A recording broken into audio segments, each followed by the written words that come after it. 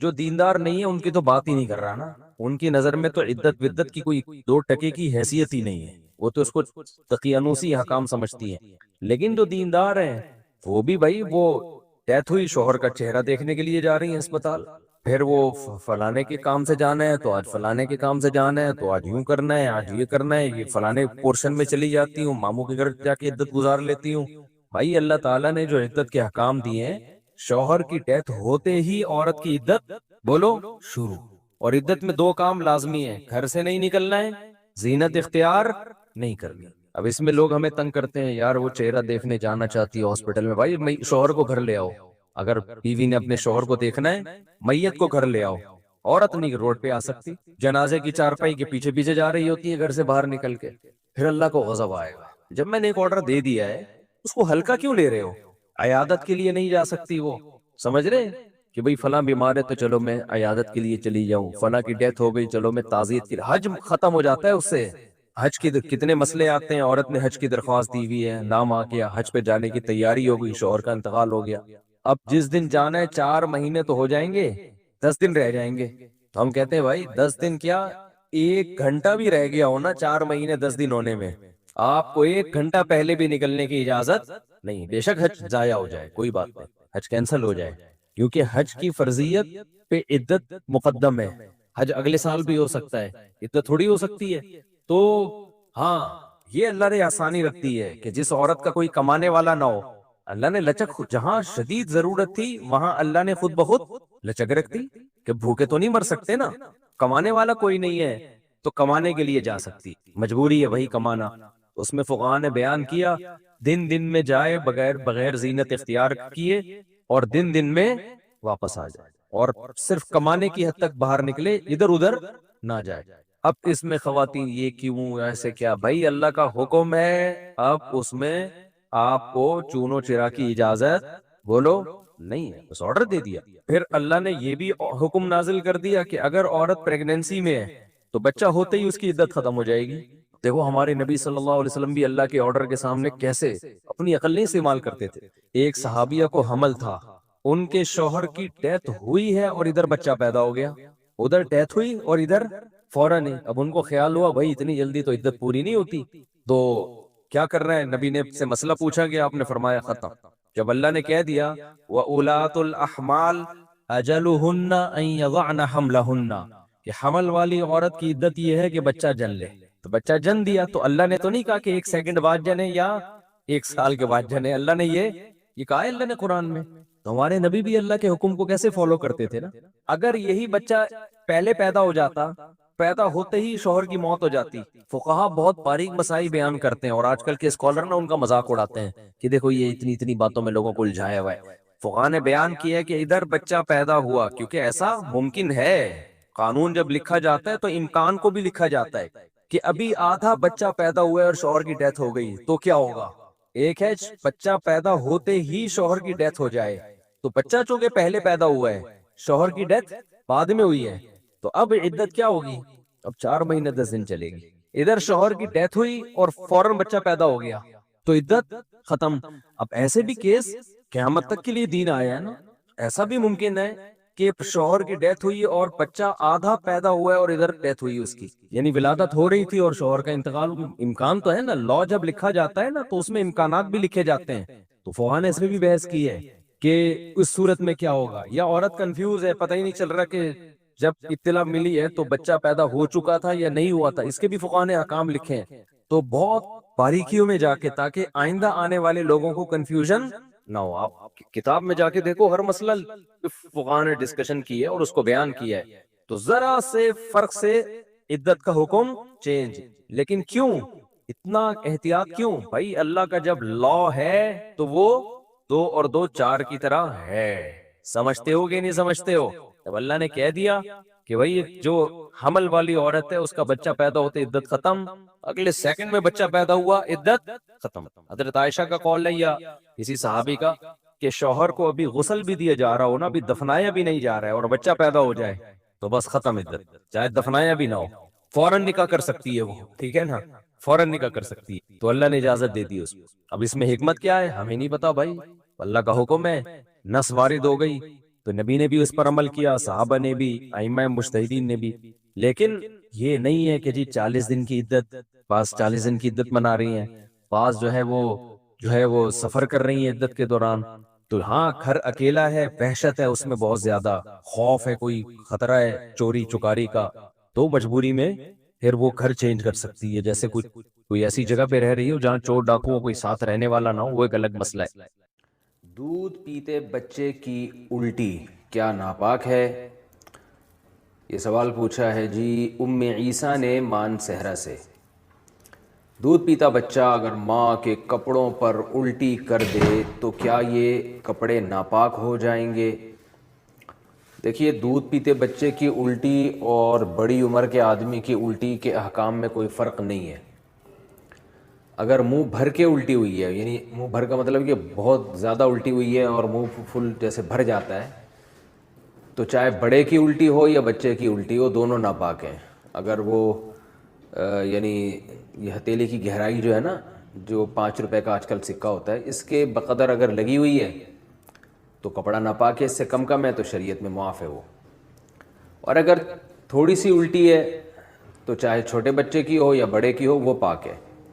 اور عام طور پہ بچوں کو الٹی نہیں ہوتی، ابکائی سی آتی ہے. وہ جب دودھ پیتے ہیں تو تھوڑی سی وہ قے کرتے ہیں، وہ الٹی نہیں ہوتی، وہ تو وہی دودھ ہوتا ہے جو اوپر رکھا ہوا ہوتا ہے، وہی ریپیٹ ہو جاتا ہے، تو وہی واپس آ جاتا ہے. تو وہ الٹی نہیں ہے، وہ بالکل پاک ہے، اس میں وہم نہیں کرنا چاہیے. فجر کے بعد سونا کیسا ہے؟ فجر کی نماز کے بعد کیا سونا جائز ہے؟ علی صاحب ملیشیا سے. اسلاف میں بہت سے حضرات ایسے گزرے ہیں جن سے فجر کے بعد سونے کی ممانعت منقول ہے. البتہ قرآن و حدیث میں ایسی کوئی ممانعت نہیں ہے، ایسی کوئی دلیل نہیں ہے جس سے پتہ چلتا ہو کہ فجر کے بعد سونا ناجائز ہے. اسلاف اس کو ناپسند کیا کرتے تھے. اس لیے کیوں ناپسند کرتے تھے؟ اس لیے کہ اسلام نے جو ہمیں احکام دیے اور فطرت نے جو احکام دیے ہیں، اس سے یہ بہرحال پتہ چلتا ہے کہ یہ کوئی سونے کا ٹائم نہیں ہے. دیکھیے، اگر فجر کے بعد اسلام نے ہمیں سلانا ہوتا تو فجر کی نماز میں اٹھاتا کیوں ہمیں اسلام؟ یعنی یہ تو عجیب سی بات ہوئی نا، کسی کو اٹھا کے دوبارہ سلایا جا رہا ہے. تو اسلام نے فجر کی نماز رکھی ہے یہ بتانے کے لیے کہ یہ اٹھنے کا ٹائم ہے. اور فطرت بھی یہی کہتی ہے کہ آپ فجر کے بعد نہ سوئیں.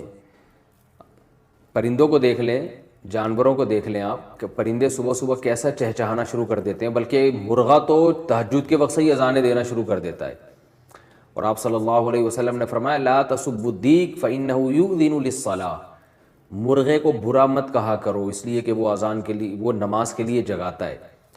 تو جو فطرت کہتی ہے اسلام وہی کہتا ہے، اور جو اسلام کہتا ہے فطرت وہی کہتی ہے. وہ یہ ہے کہ رات کو جلدی سوئیں اور صبح جلدی اٹھیں. اللہ تعالیٰ نے ہمیں جو رات ہے نا، قرآن سے پتہ چلتا ہے جعل لکم اللیل لباسا والنوم سباتا، کہ اللہ نے رات کو ہمارے لیے لباس بنایا، نیند کو کاٹنے کا ذریعہ بنایا، اور رات ہمارے لیے سونے کے لیے بنائی ہے. دن وجعلنا النہار معاشا، دن میں ہمیں کام کاج کے لیے پیدا کیا اللہ تعالیٰ نے.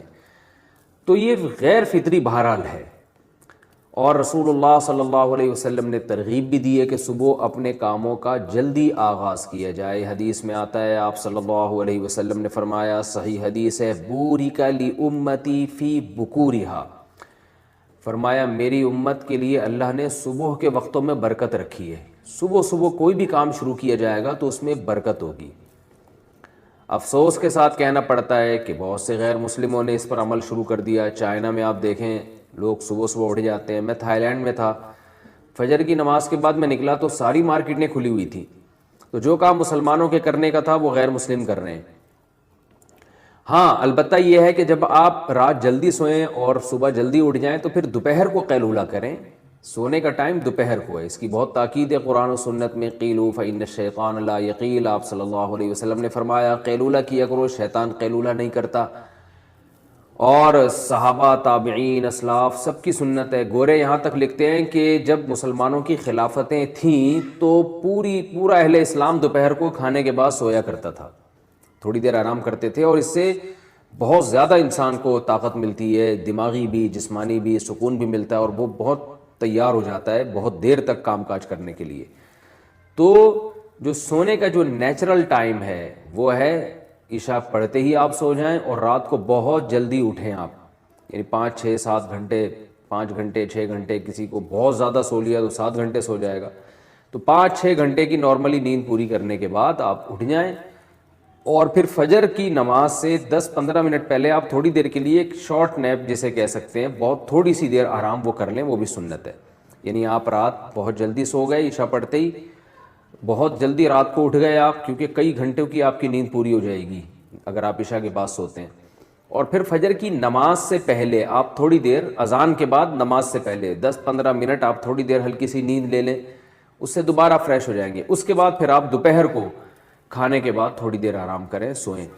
تو یہ جو نیچرل یعنی سونے کی یہ روٹین ہے، تو یہ بہت اس کی یعنی سنت سے بھی ثابت ہے، صحابہ سے بھی، اسلاف سے بھی. البتہ یہ کوئی فرض واجب نہیں ہے، کیونکہ بعض لوگوں کی روٹین ایسی ہوتی ہے کہ وہ بیچارے رات کو نہیں سو سکتے، ان کے کام نائٹ ڈیوٹی ہے کسی کی، یا کسی کو اسٹڈی کے لیے فرصت ہی اس ٹائم پہ مل رہی ہے، یا اور کوئی ایسا مسئلہ ہے کسی کے ساتھ، تو اس کا کوئی فرض واجب سے تعلق نہیں ہے. تو ایسی کنڈیشن میں اگر کسی کی رات کو نیند پوری نہیں ہو سکتی تو فجر کے بعد بھی وہ سو سکتا ہے، کیونکہ نیند پوری نہ کرنا یہ زیادہ نقصان دہ بنسبت اس کے کہ آپ غلط ٹائم پہ سو کے نیند پوری کر لیں. یہ پھر بھی نسبتاً بہتر ہے، نیند ہی نہیں ہو پھر تو بہت بڑے نقصانات ہو جائیں گے. تو نیند تو روٹی سے زیادہ ضروری چیز ہے. تو اس لیے نیند پوری کرنے کے لیے اگر کسی کو مجبوراً فجر کے بعد سونا پڑتا ہے تو کوئی حرج نہیں ہے اس میں، لیکن نارملی اسلام نے اس کو پسند نہیں کیا ہے، کیونکہ اسلام دین فطرت ہے. تو حلال و حرام سے اس کا تعلق نہیں ہے، بہتر اور مستحب بہرحال یہ نہیں ہے. اور آپ صلی اللہ علیہ وسلم کی ترغیب بھی ہے کہ صبح کے وقت میں اللہ تعالیٰ نے میری امت کے لیے برکت رکھی ہے، تو اپنے کاموں کا فجر کے فوراً بعد سے آغاز کر دینا چاہیے. اور وہ وقت ویسے بھی ذکر و تسبیحات کا وقت ہے، یہ ایکسرسائز کریں آپ اس میں. بڑی خاندانی بات کیا کرتے تھے، آج وہ باتیں ہمیں سمجھ میں آ رہی ہیں. اس وقت تو ہم مدرسے میں ہی رہتے تھے نا، باہر دنیا میں نکلے نہیں تھے، تو ہم کہتے ہیں پتہ نہیں کس قسم کی باتیں کر رہے ہوتے. آج جب دنیا میں نکلے ہیں تو پتہ چلا بھائی بڑی صحیح قسم کی باتیں کر رہے ہوتے. حضرت فرماتے تھے دنیا کی محبت کے 2 شعبے، اصل میں تو 3 شعبے ہیں. جب ہم کہتے ہیں نا دنیا سے محبت نہ کرو، تو اس کے بہت سارے شعبے، لیکن میجر شعبے اس کے 3 ہیں. یہ 3 چیزوں کو کہا جاتا ہے دنیا سے. نمبر 1 حب باہ. باہ کا مطلب شہوت پرستی، ٹھرک. لڑکیوں کو دیکھنے کا ہر وقت، فحش فلمیں کا، اور ہر وقت جو ہے نا حلال پہ کم بخت کو قناعت ہی نہیں ہو رہی ہے. کچھ ایسے ٹھرکی سوسائٹی میں ہوتے ہیں کہ نہیں ہوتے؟ کہیں کوئی انٹی گزر رہی ہو تو گھر تک پہنچا کے آئیں گے اس کو. اپنی بیوی سے بات کرنے کا ٹائم نہیں ہے، ہر ایک کی بیوی کو گھور گھور کے ان سے برداشت ہی نہیں ہوتا. اٹ از کالڈ ٹھرک. یہ حب باہ کہلاتی ہے. کیا کہلاتی ہے؟ اس کو لفظ یاد رکھ لیں، حب باہ. باہ ہونی چاہیے. باہ کہتے ہیں مردانگی کو. یہ باہ تو ضروری چیز ہے صحت کے لیے. یہ نہ ہو تو آدمی شادی کیسے کرے گا، اولاد کیسے ہوگی، بیوی سے محبت کیسے کرے گا. لیکن باہ ایک حد سے آگے تجاوز کرتی ہے تو یہ ٹھرک بن جاتی ہے. یعنی حب باہ کا اردو میں آسان نام لفظ کیا اس کے لیے؟ ٹھرک. نہیں یہ بات سمجھ میں؟ تو باہ تو ہونا ضروری ہے. اگر باہ ہی ختم ہو جائے گی تو پھر تو آدمی نہیں رہے گا نا، وہ تو پجامہ ٹائپ کی چیز بن جائے گا بالکل. لیکن حب باہ کہتے ہیں ٹھرک کو. ایک ہوتی ہے ٹھرک حد سے بڑی بھی. کہیں بھی کوئی لڑکی نظر آئی تو ٹھرک کے علاوہ کسی اور نیت سے دیکھتا ہی نہیں ہے اس کو.